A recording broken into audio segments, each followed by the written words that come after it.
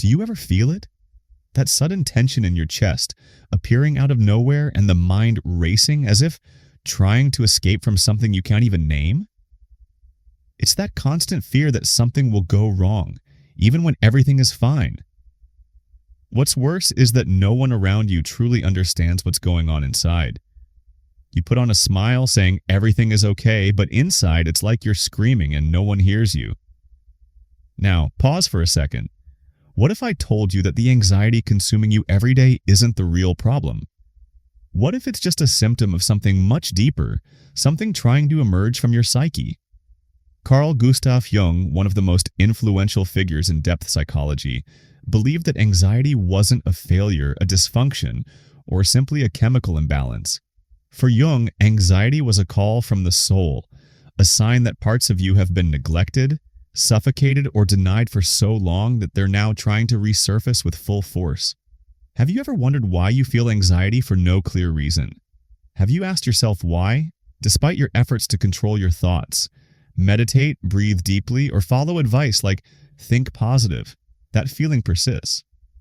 It's like an invisible presence chasing you. Perhaps it's because you're trying to kill the messenger without listening to the message. Jung said that neurosis is always a substitute for legitimate suffering. In other words, anxiety emerges when you flee from something that needs to be faced, an old pain, an uncomfortable truth, or a part of you that you locked away in the basement of your mind, hoping you would never have to confront it again. But the psyche has a different plan. Anxiety is the alarm. This isn't some shallow self-help advice. I'm not here to tell you that everything will be fine because, honestly, it might not be if you keep ignoring what your soul is trying to tell you. This video is a mirror, and if you have the courage to look into it until the end, you might discover something that no one has ever shown you. The true meaning of your anxiety and how it can transform from being your enemy to your guide. So, the choice is yours. Will you keep running away, or will you face what haunts you? The anxiety you feel is not random. It didn't just appear out of nowhere, and it certainly isn't just a chemical imbalance, as society often tells us. According to Jung, psychological symptoms are symbolic expressions of something much deeper happening within the psyche. Anxiety, in particular, is a sign that you're at war with yourself, though not consciously. It's an underground archetypal conflict between the forces shaping who you are and who you pretend to be. Jung believed that within every human being there are universal archetypes, primordial images that reside in the collective unconscious. They aren't just mythological figures or abstract symbols. They're living forces shaping your thoughts, emotions, decisions, and deepest fears. When these archetypes come into conflict, you feel it. When you deny one of them, whether it's the shadow, the self, or the call of the inner hero, your psyche won't stay silent. It screams, and the most common form of that scream is anxiety. Anxiety isn't caused by overthinking, it's caused by disconnection. When the ego, the part of you that identifies with your social mask, your routine, and your need for control, loses touch with the unconscious, an internal crack forms. You feel insecure even without any apparent reason. You fear the future even when things are relatively fine. You feel an emptiness that nothing seems to fill. No success, no relationship, no distraction. Why does this happen? Because the unconscious is trying to restore balance. It's trying to get your attention, reminding you that you've been living only to meet external expectations, to maintain a facade, and it's no longer enough. If you're feeling lost or overwhelmed, it's not because you're broken. The discomfort you feel, that anxiety, is not your enemy. It's a sign. Carl Jung believed anxiety was a messenger, not a force to be fought, but a call for individuation. The process of becoming who you truly are. When you ignore this call, the anxiety grows into something more destructive, eventually leading to collapse. The truth is, the anxiety you're experiencing is revealing an abyss between the person you are and the person you're pretending to be. This is the battleground, the internal conflict between your true self and the identity you've constructed to fit in. The ego resists this transformation because it fears the unknown, the change. But as long as you refuse to face this abyss, the emptiness inside will continue to grow. So what lies in that abyss? What are you suppressing, denying, or forgetting. As we dive deeper, we'll explore the darkest parts of your psyche and how your anxiety and the shadow are intertwined. Jung believed that anxiety never wanted to destroy you. It wanted to awaken you to the parts of yourself you've been neglecting. You were raised to fit in, to suppress what was deemed unacceptable. You learned to mask your emotions, smile when you wanted to scream, and pretend you were fine when you were falling apart. Over time, you created a persona that hid the parts of you that didn't fit the social mold. But here's the truth. Everything you buried is still alive. Jung called this hidden part of yourself the shadow. It's the aspects of you that you deny, the anger you hide, the fear you suppress, and the insecurity you mask as control. When you try to live only as the acceptable version of yourself, you become a slave to this shadow, and it manifests as anxiety. Anxiety in this context is like an alarm triggered by the parts of you you've rejected. It's the shadow knocking on the door of your consciousness, demanding to be seen. The more you ignore it, the louder it screams, leading to physical symptoms like palpitations, sweating, insomnia, and obsessive thoughts. But these are just the symptoms. The root of your anxiety lies deeper in the unconscious, where your shadow resides, repressed and hungry for recognition. Have you ever wondered why you overreact to small things? Or why you self-sabotage when things are going well? It's not bad luck or weakness. It's the shadow trying to restore balance. It's saying, I won't be ignored any longer. The cruel reality is that society rewards you for maintaining appearances, being productive, confident, and outwardly put together. But in doing so, you sacrifice your authenticity, emotional health, and inner peace. Jung said that enlightenment doesn't come from seeking the light, but from embracing the darkness. The real cure for anxiety isn't eliminating the symptoms, but understanding the truth they reveal. That truth is harsh. You've built an identity that represents only half of your soul. Now the other half is demanding to be heard. But how do you listen to the part of you that you fear? How do you engage with the shadow without being consumed by it? The answer lies in the body. Before the shadow becomes a thought or a feeling, it expresses itself physically in sensations, anxiety, and tension. Your body is carrying the conflict that your mind refuses to acknowledge. To begin healing, you must listen to these signals and face the parts of yourself you've been avoiding. We will explore why anxiety is not just a mental experience, but a physical one, manifesting in the body as much as it does in the mind. Anxiety doesn't only reside in your thoughts, it resides in your body, in the tension of muscles that you don't even notice anymore, in the stomach that clenches without reason, in the chest that feels as though it might explode, in the knot in your throat that keeps you from expressing your true feelings. These are not just physical symptoms. They are psychic, representing the inner conflict between the ego's desire for control and the soul's yearning for freedom. Jung believed that the body is the mirror of the unconscious.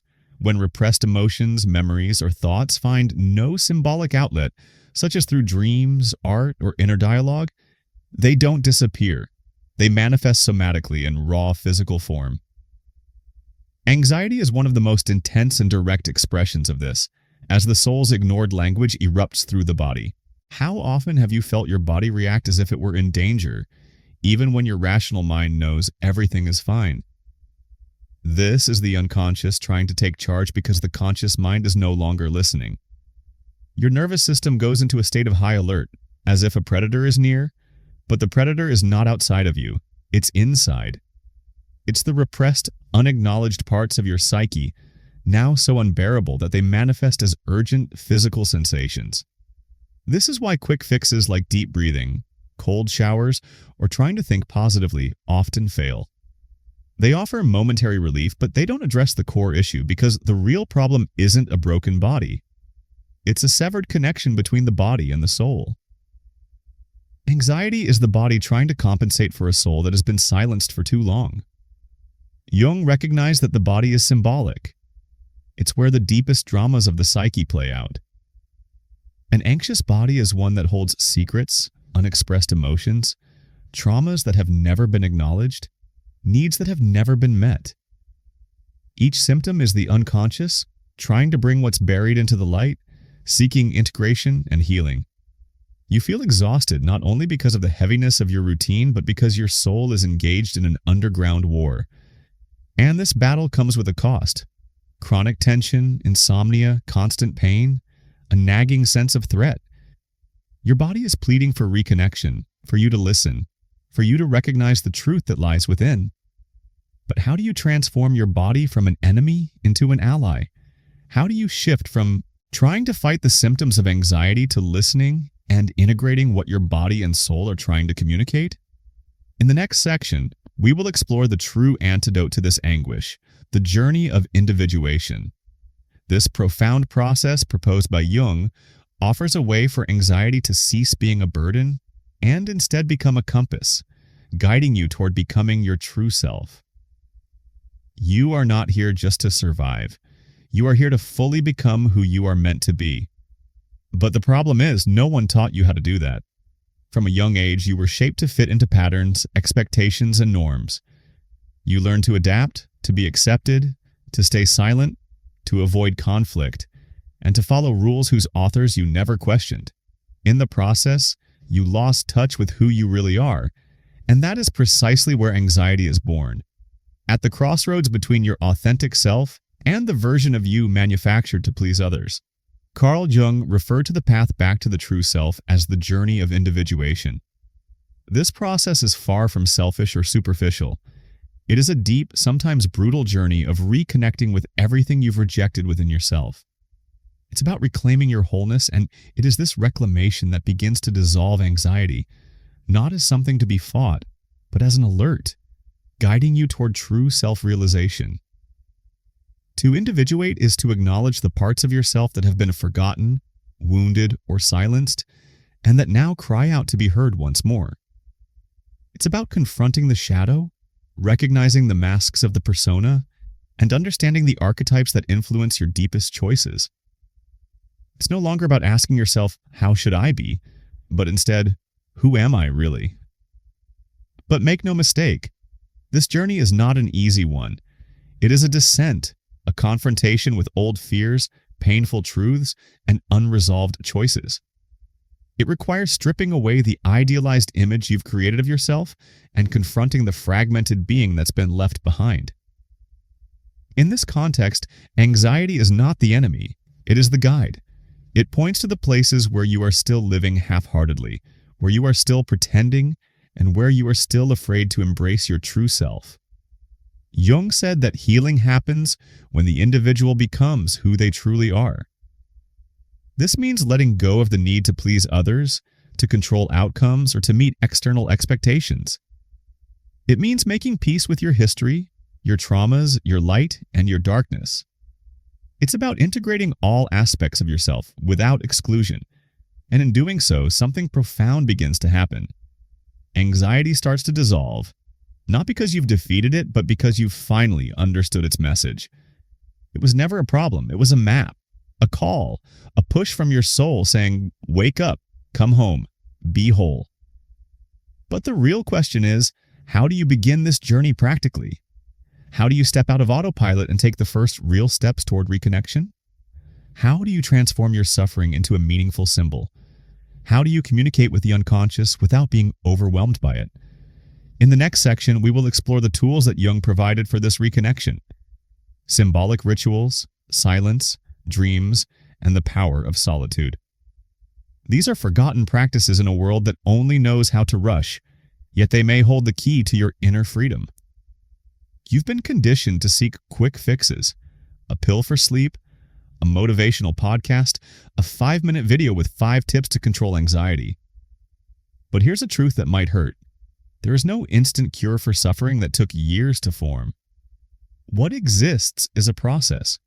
And this process begins when you slow down, listen to yourself, and accept the invitation to dive into the unseen and the invisible. Jung did not view the human being as a machine to be fixed, but rather as a fragmented soul in need of integration. And for that, 3 practices are essential: silence, symbolism, and solitude. In the noisy world we live in, silence has become a luxury. But for Jung, silence was the beginning of dialogue with the unconscious. While you distract yourself with external noise, notifications, obligations, and the opinions of others, the most important voice of all remains muffled: your own. Silence is not an empty void. It is a portal. It's in the quiet where repressed emotions emerge, symbols take form, and dreams regain their significance. Silence is the language of the soul, and in that still space, symbolism enters. Jung believed that the unconscious communicates through symbols, images that carry deep, often hidden meanings that the rational mind cannot easily comprehend. Have you ever woken up from a disturbing dream not knowing what it meant? Or felt a strange, inexplicable connection to a song, an image, or a seemingly trivial memory? These are symbols, and they do not appear by chance. They are fragments of your soul trying to reach you, saying, "I'm here, recognize me." Interpreting these symbols is a form of psychic alchemy. It requires learning to look beneath the surface. For instance, a dream of falling may indicate a fear of losing control, or a constant feeling of unease may point to something repressed in your life that needs attention. The weight you feel on your shoulders may symbolize responsibilities that aren't even yours to carry. In fact, anxiety itself is a symbol, a sign of the rupture between the life you're living and the life you could be living. But to truly access the deeper meaning of this, you must embrace solitude. Solitude, however, is not the same as isolation. Isolation is an escape, a way to avoid discomfort. Solitude, on the other hand, is presence. It is the sacred space where you can stop performing, stop pretending, and begin to listen deeply. Jung understood solitude as an essential ritual for transformation. It is in solitude that the ego releases its illusion of control and makes room for the true self to emerge. It is where dreams unfold, symbols take shape, and the chaos within begins to find its meaning. Silence, symbolism, and solitude. These are the true tools of the soul's alchemist. If you truly wish to break the cycle of anxiety, you must stop seeking answers outside of yourself and begin listening to what is emerging from within. But understanding this is only the beginning. The real challenge now lies in action. It's time to integrate these insights and live the change you seek. The hardest part will be making a courageous decision, to either continue pretending everything is fine or to take responsibility for your own transformation. In the next and final section, we will reach the critical moment of this journey, the moment when you look at your anxiety and realize it was never the villain. It was your teacher. Now the decision is yours. Will you continue to run from your truth, or will you face it head-on? It's time to stop deceiving yourself and look at your anxiety for what it really is. Not an unfair burden, but a brutal mirror that life has placed in front of you. All the sensations you've experienced, the tightness in your chest, the silent anguish, the feeling that you are about to collapse, were never failures. They were signs, internal screams begging for reconnection, wholeness, and truth. You've spent your life trying to fit in, trying to be enough, trying to look good. But anxiety doesn't want you to look good. It wants you to be. It didn't arise to destroy you. It emerged because something inside you was already broken and needed to be rebuilt. And that process hurts. It hurts because it demands detachment, letting go of masks, roles, and old versions of yourself that you carried just to survive. But you didn't come here to merely survive. You came here to live deeply and become who you were always meant to be before the world imposed its fears and conditioning upon you. This is why Jung said, "What you resist persists. What you accept transforms."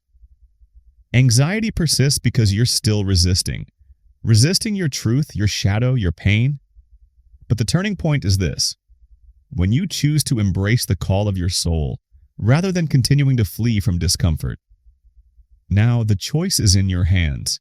You can keep seeking distractions, running from yourself, numbing your feelings with temporary solutions, or you can, for the first time, stop. Breathe deeply. Begin the real process of transformation. It won't be easy, but it's necessary. Your soul is tired of living half-heartedly. If this video touched something within you, I invite you to write a simple sentence in the comments. I choose to look within. It's not just a sentence, it's a commitment, a pact with yourself, and more than that, share your experience. Your voice could be the mirror that someone else needs to awaken. If you've made it this far, don't stop now. The next video is also part of this journey. Transformation doesn't happen in a single moment. It happens when you continue, even when everything inside you wants to give up. Click on the next video. The journey is just beginning.